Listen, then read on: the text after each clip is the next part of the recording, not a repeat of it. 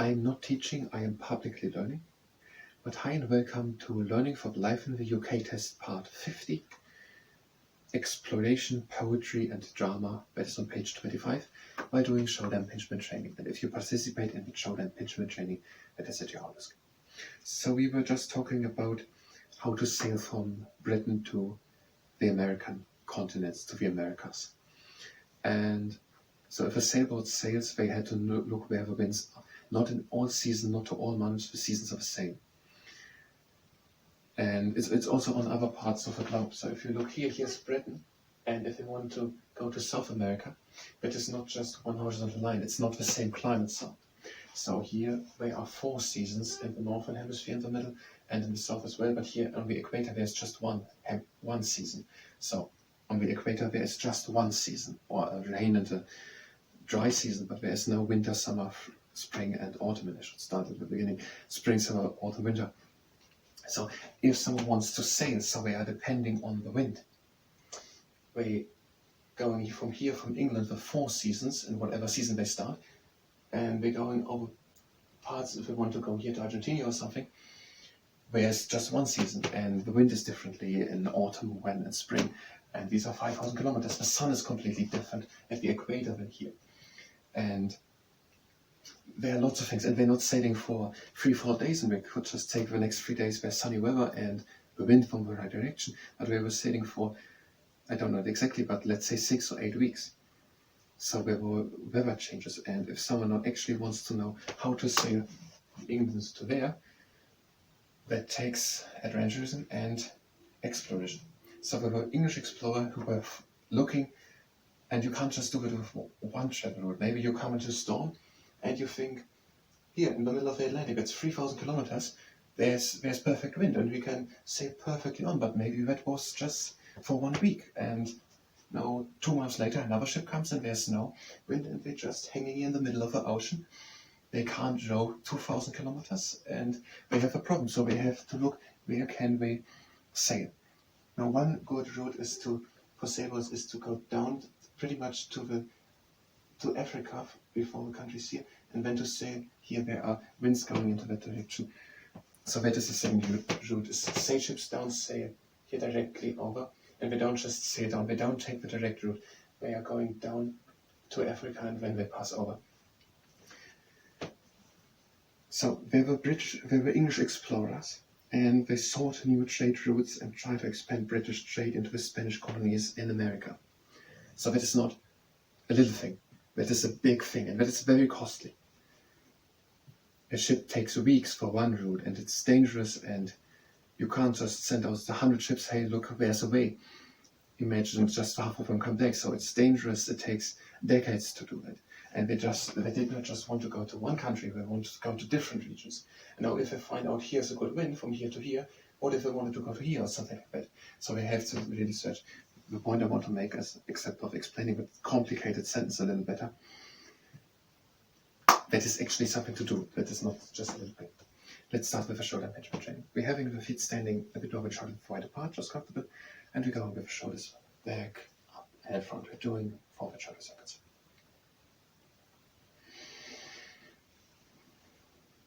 And the last time, we're going back, up, and in front, and we're changing the direction in front, up, back, down. And the last time, in front, up, back, and down. And let's start also with an exercise. It is the world lifter.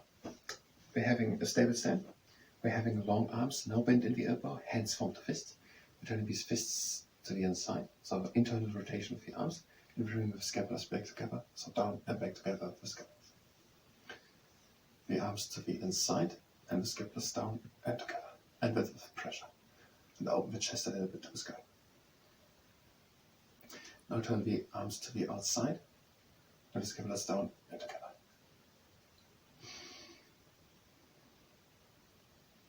And change again, the arms to the inside, the scapulars are staying down and together.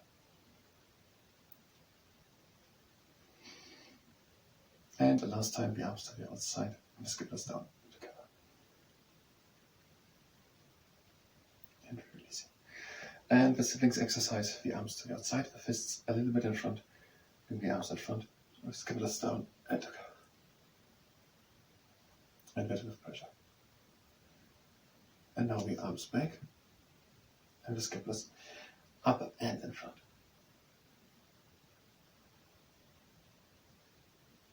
And the arms again. Into pronation and shoulders down and together.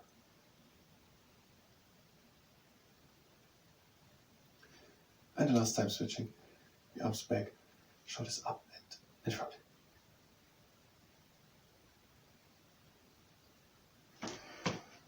So during this Elizabethan period, the English tried to explore and find new trading routes to expand trading with the first Spanish colonies in the Americas, in North and South America. Sir Francis Drake, one of the commanders in the defeat of the Spanish Armada, was one of the founders of England's naval tradition.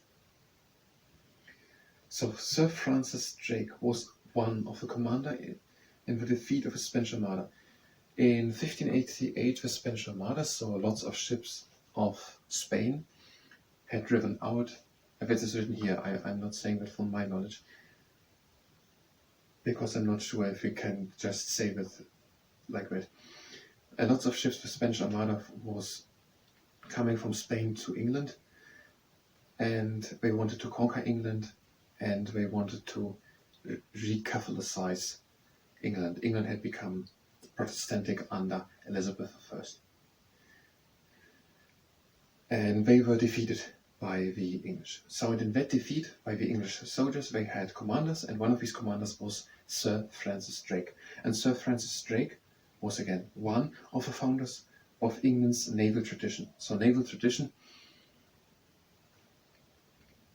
naval had something to do with navy and all that. So English shipping tradition. What has to do with English and shipping? Sir Francis Drake. His ship, so he commanded a ship, the Golden Hind. So his ship commanded by him and then sailed by many sailors. Golden Hind was one of the first to sail right around, circumnavigate the world. So in brackets we get that naval correctly named circumnavigate, but we get no explanation to what it means to sail right around the world. From where to where? Did he sail from England to the south of South America? And then Australia wasn't discovered. So what was he doing there? He went around Africa and back to England? What does it mean? Right around the world, circumnavigate.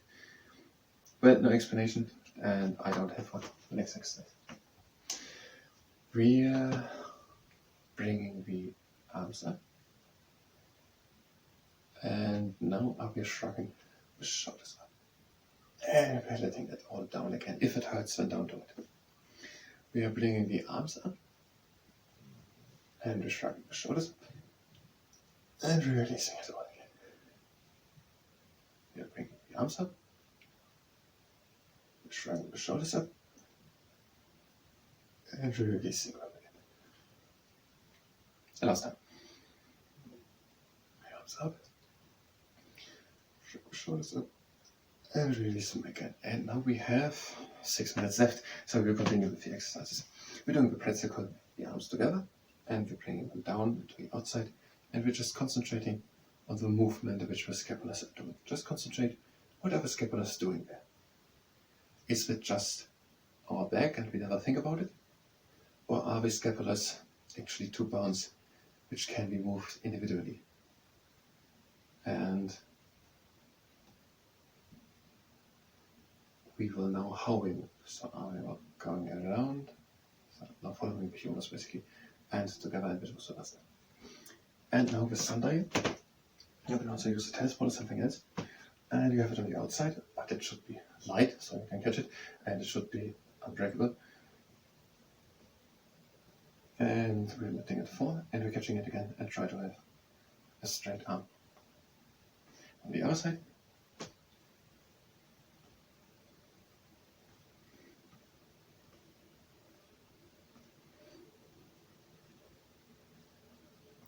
that was the last time. So now one arm in front, the shoulder stays back, and the other arm in front, and the shoulder stays back.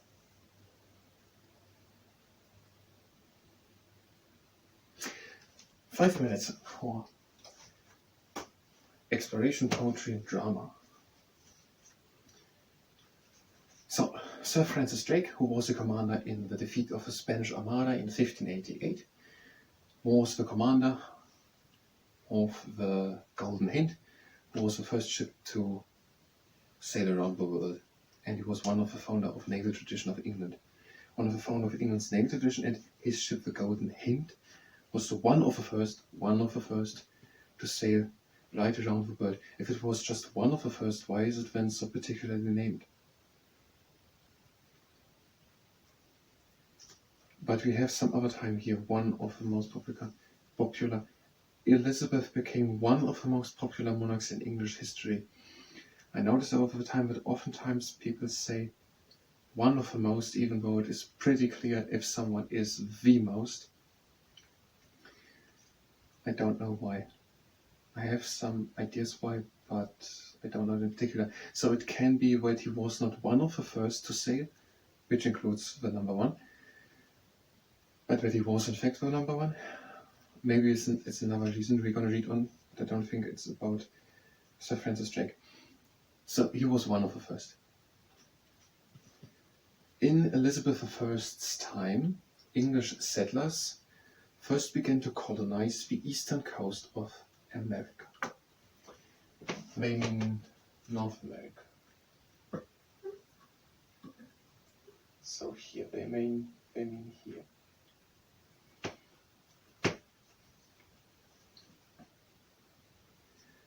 So during Elizabeth I's reign, the first settlers came to 1550 something. We had King VIII, 1547. So let's say 1580. I think it was actually 1580 something, in the 1580s. During Elizabeth I's reign, the first settlers, so people who got over there to settle there and to live there. Like the Vikings did after they did the first raids in 789 into Britain, when something had come and the towns and the area where they lived after King Edward I had united the Anglo-Saxon kingdoms and defeated the Vikings, and the one who then stayed. That region is known as Danelaw, and there are today still many town names after Viking lineage, for example, Grimsby and Scunthorpe.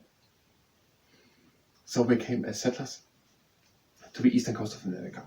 This colonization, particularly by people who disagreed with the religious views of the next two kings, greatly increased in the next century. But there's again so much to understand. You can't just read such a sentence and you will not remember anything of it, and you can't understand it. So this colonization, so that English settlers had gone to the eastern coast of America, increased in the next century. So in the 17th century, in 1600 something, in the 17th century, because the next two kings were opposed, or because the people disagreed with the religious views of the next two kings. I have a feeling that we will never know what these religious positions of his next two kings were, but maybe we will. Many people went as settlers to the eastern coast of America, and in the next 100 years that increased because there was a disagreement with the religious views of the following two kings after Elizabeth I. The Elizabethan period is also remembered for the richness of its poetry and drama, especially the plays and the poems of William Shakespeare. So this time in which Elizabeth I reigned is also well remembered for the many poetry and the many dramas written. So not drama, but genre, basically the genre, but drama as books in that sense more. Especially in theatre plays. and the plays and poems of William Shakespeare. So this Elizabethan period is well known for William Shakespeare and his plays and poems, and also of other people's plays and poems, but mainly for William Shakespeare. A little sneak peek. The next 3 episodes will be about William Shakespeare. But we have just 10 seconds left. I thank you very much. And until the next time, to William Shakespeare.